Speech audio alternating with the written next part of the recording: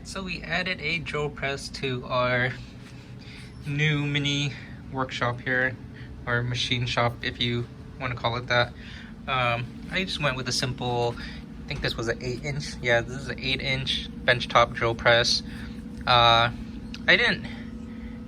have a 10-inch, but this will be enough for what I need. I was able to look at it in store, and definitely don't expect to be drilling anything too big. This comes down 2 inches. I might need more than that once in a while, but what I could do is, when I have my part on this base right here, or this adjustable base, I could drill the 2 inches and I'll just raise up the base with the drill bit still in there, and then it'll feed partially through my part, and then I'll just go down further from there. So I should be okay with this setup. So yeah, let's get it open and take a look.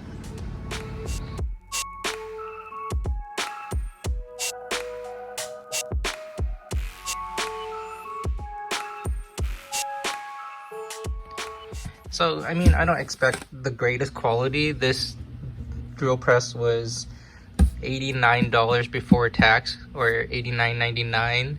It has a kind of a sale right now from Harbor Freight. It's a inside track club deal where you get 11% off.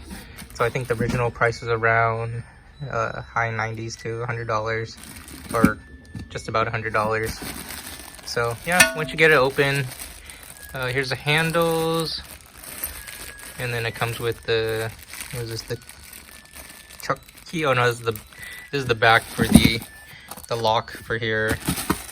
Yeah, so then here's the base. It looks like it's cast aluminum. It's not, I mean, it has a pretty decent weight to it. I'd say it's about almost 10 pounds, or maybe just around 10 pounds for this base. So we'll put it up here, and then we'll make some space for it. So what I think I'm gonna do is have the drill press on the left side here, since my lathe has a handle over there. I might have to operate, actually, we'll see. I do run that all the way to the end often, so my tailstock. So yeah, I'll probably push the lathe over all the way to the right edge of this table, and then I'll set the drill press right here on the left corner. So let me move some stuff. I'll finish unpacking this first, and then we'll rearrange the table over here. So yeah, we have this part. I'll have to check what the proper name is for this, or what it's supposed to be called, but this, we'll just call it the adjustable table for now. Looks like has some machining done to it to flatten it out. And then the bottom side is hollow.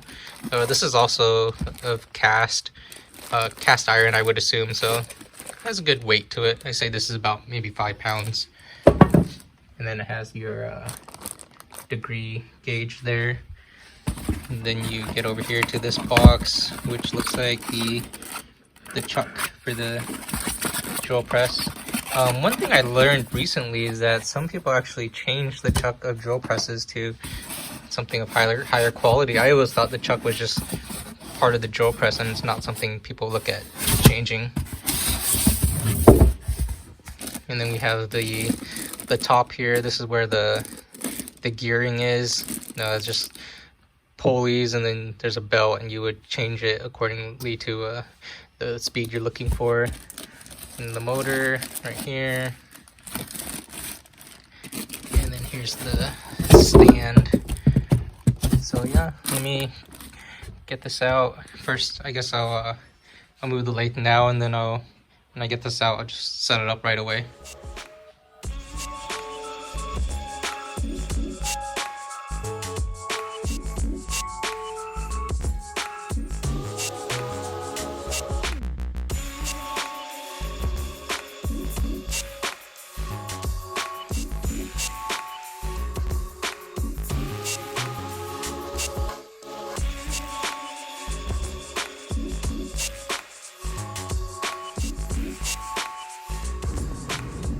Alright, we're all set up now.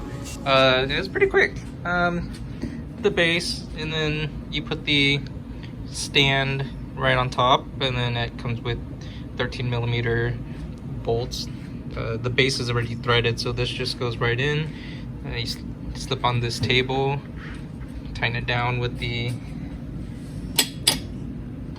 bolt here, and then these handles go on. I mean, if anything, this was the most tricky part, getting the right angle while you screw it on.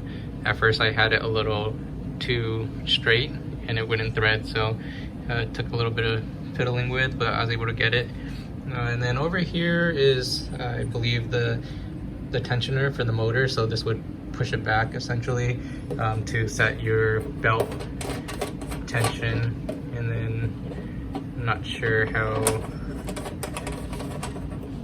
you just lift it up, and then inside here it looks like there's the speeds and then recommended speed. I assume we'll do mostly at 750 to 1100. I don't think we're gonna do any of these. What I read was when you're using really small bit, you would want to run higher RPM, and then if you go half inch or larger drill bit, you would run one of the lower speeds. Let's see here. Yeah, pretty much close to what I said. Yeah, so looks like we're right now, the factory setting is 750 RPM, which is where I'll probably start off for now.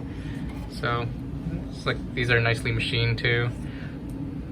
So yeah, close this up, and then it has a holder for your chuck key here.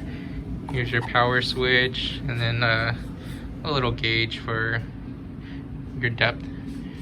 And then one of the cool things, I mean, I don't know if it's gonna be that useful, but it comes with a little LED light. Looks like the only way for that light to turn on is when you turn on the machine. So let's see here. I assume you just pull this. Yeah, we're going. No light. Oh, here you go. There's a little switch here. So this is for the light. So cool, you could run the light without having the drill press going. Yeah, I mean, it's not too loud, it's nice. It sounds really smooth. I mean, there's like tiny vibration from the machine, but it's not bad. I like it. Here's the sound of the motor. And then the chuck. It looks like it's mostly straight. So yeah, and then the chuck actually slips right on, so I think you could essentially wiggle it out somehow. I'll have to look into that if I ever want to replace it. Maybe you just wind it all the way in. I'll figure out. But basically, the motor side or the drill press side, it's a tapered shaft that comes down, and then the chuck itself is tapered. So when you push it up, it just kind of seats in there. So there's actually no key or anything holding it in place. Yeah, I'm excited to try this out soon. So maybe tomorrow we'll work on using the drill press to drill some holes on a couple parts. But here it is, the Bauer drill press for $89.99 with the Inside Track Club membership at Harbor Freight.